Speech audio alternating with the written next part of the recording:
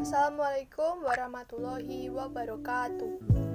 Halo semuanya, perkenalkan nama saya Pramisinta Pradini Prima dari kelas 11 IPS 3, nomor absen 28.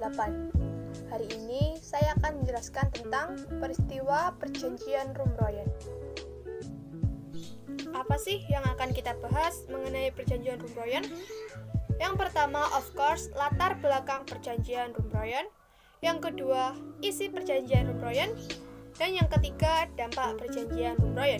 So, mari kita kupas satu persatu.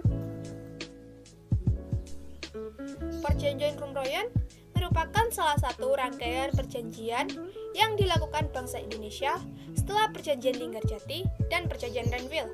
Sama halnya dengan dua perjanjian sebelumnya, tujuan Perjanjian Rumroyen juga untuk menyelesaikan konflik antara Indonesia dengan Belanda. Nama perjanjian ini diambil dari nama tokoh Perjanjian Rumroyen yang terlibat, yaitu Mr. Muhammad Rum dari Indonesia dan Dr. J.H. van Rooyen dari Belanda. PBB juga membentuk kunci United Nations Commission for Indonesia sebagai penengah dan mengirim utusan bernama Merle Cochran. Perundingan Rumroyen diadakan di Hotel Des Indes, Jakarta, dimulai sejak 17 April 1949. Setelah proses yang panjang, Perjanjian Rumroyen ditandatangani pada tanggal 7 Mei 1949. Latar belakang terjadinya perundingan Rumroyen. Perjanjian ini terjadi setelah berlangsungnya agresi militer Belanda II yang membuat dibentuknya pemerintahan darurat Republik Indonesia di Bukit Tinggi, Sumatera Barat, di bawah pimpinan Komando Syafruddin Prawira Negara.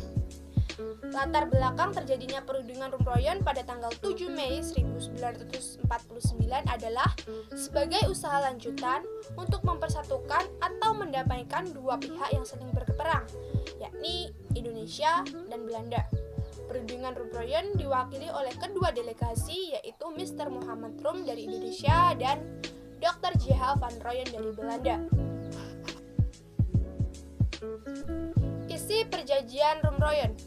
Dalam perundingan yang berlarut-larut tersebut, kedua belah pihak akhirnya menyepakati beberapa hal. Pihak Indonesia melalui Mr. Rum menyatakan: 1.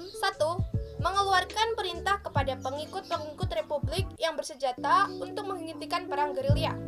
Yang kedua, bekerja sama dalam hal mengembalikan perdamaian dan menjaga ketertiban dan keamanan, dan turut serta pada konferensi meja bundar di Den Haag dengan maksud untuk mempercepat penyerahan kedaulatan yang sungguh dan lengkap kepada negara Indonesia Serikat dengan tidak bersyarat. Kemudian, Belanda melalui Dr. Rooyen menyatakan: 1. Menyetujui kembalinya pemerintah Republik Indonesia ke Yogyakarta. 2. Menjamin penghentian gerakan-gerakan militer dan membebaskan semua tahanan politik.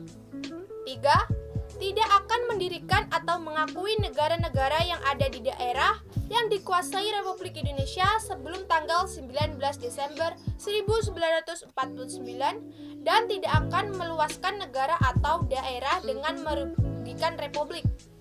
Dan yang keempat, menyetujui adanya Republik Indonesia sebagai bagian dari negara Indonesia Serikat. Yang kelima, berusaha dengan bersungguh-sungguh supaya konferensi meja bundar segera diadakan sesudah pemerintah Republik Indonesia kembali ke Yogyakarta. Dampak dari Perjanjian Rumroyen. Dampak dari perjanjian ini adalah perjanjian ini mengubah situasi Indonesia yang sempat memanas dengan ditariknya kembali pasukan Belanda dari Yogyakarta pada tanggal 29 Juni 1949. Hal ini juga diikuti dengan pembebasan para pemimpin Indonesia yang ditawan Belanda pada 6 Juli 1949 dan penghentian perang gerilya. So, itulah pembahasan saya mengenai Perjanjian Rumroyen.